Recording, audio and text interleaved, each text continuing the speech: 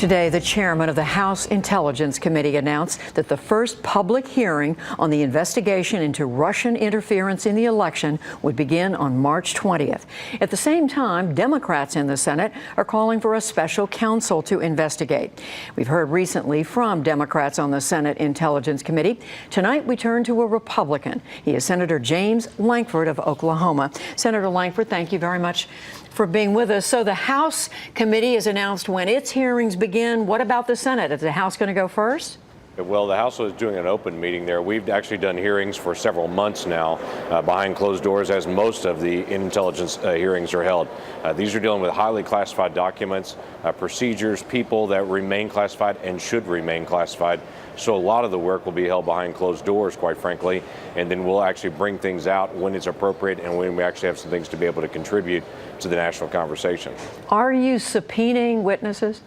We are working through the process of getting witnesses. I'm not going to say whether we have to subpoena any of them at this point, but I would say the witnesses that we've asked for, we've been able to get access to without having to do a subpoena, but we'll work through that process. This is very similar. I know you'll remember in December, President Obama in his press conference was asked about the administration investigation into all of this process, and he said at that time in December, the American people are going to be somewhat frustrated by an investigation that deals with intelligence because we can't put out all the sources and methods. We want to still be able to guard what we're doing in foreign intelligence in the days ahead. So we will put out what we can possibly put out, but a lot of the work will be very quiet.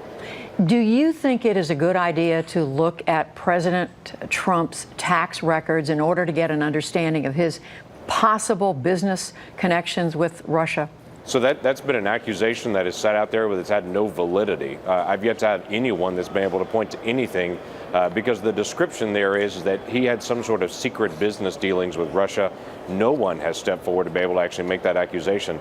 Typically, it's people saying, hey, we want to go search, we want to go look. And I know that there are people that are frustrated. They hadn't put his tax records out. And so I think this is kind of their vehicle to get it, and then hopefully to be able to, once they get it in their hands, to be able to slip it out into the media at some point and leak it out. But right now, there's no reason to even go do that. And there's a constitutional issue between the Congress reaching to a sitting president and requiring him to turn over personal documents. So you're saying at this point, you and others, the majority on the committee, assume the tax records are not relevant? Yeah, I've yet to see anything that they would say those are relevant. Now, there's a lot of issues we've got to delve into, but I've not seen that that's a relevant document for us to get. President Trump, in connection with all this, tweeted over the weekend that President Obama ordered a wiretap of him during the campaign in his offices in New York. He suggests that he has evidence of this. Are you aware of any evidence of that? I would just say to the White House, if they have evidence of that, they can turn that over to our committee, and we'll follow that up as a part of our ongoing investigation. But that would be something the president should turn over to Congress as we're walking through our investigation.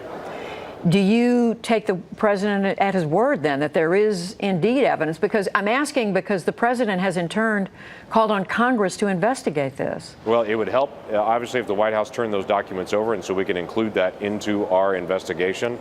We're walking through a very thorough process, multiple different agencies, in an extremely bipartisan way. The Intelligence Committee is not a partisan committee. We work behind closed doors. It's not showboating. We're not trying to actually get some kind of leverage. It's a national security issue. And this is an issue we dealt with Russia for decades. They have tried to manipulate elections all around the world. They go back in the United States as far as putting a KGB person onto President Carter's campaign decades ago, but they've never done it so overt and so aggressive as they did this time. So it is to our national benefit to get this right and to be able to have a good investigation, because this is not a partisan issue. This is a security issue for a very long time. We've got to address it.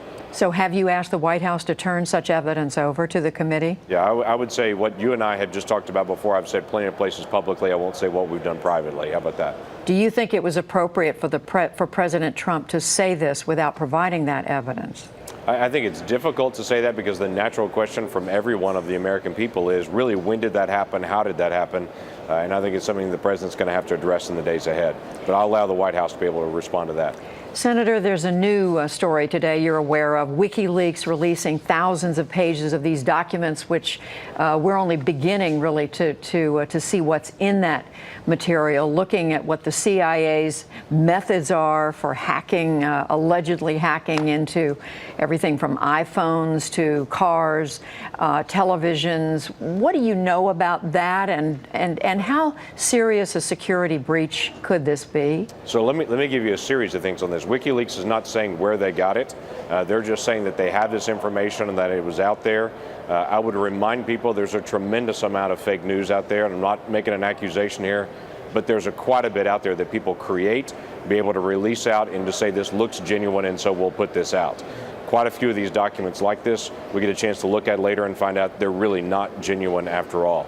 So I'd caution people first to be able to jump to conclusions of this. Second, when we deal with any kind of what is actually an intelligence process, anytime anyone, WikiLeaks or anyone else, releases out, gets access to this, it does two things. It always asks the question of how did it come from, where did it come from at any point if it's proved to be genuine. That has to be corrected. The second part of it is it means that any adversary out there anywhere in the world, whether it be any government, whether it be any terrorist organization, suddenly gets information. That is toxic to the American people. The folks in the intelligence community are not targeting American citizens. There are very strict, clear laws that protect U.S. persons from anyone in the intelligence. But I would be very frank with you, we are very aggressive to try to get information about terrorist organizations, foreign entities that mean to do us harm, and I'm glad that we do. If someone means to do harm to the United States, to any United States citizen, we should try to find out first whether and react to it after the fact. And people that try to release out any methods that are out there are damaging the national security of the United States. Senator James Lankford, Republican on the Senate Intelligence Committee, we thank you. Thank you.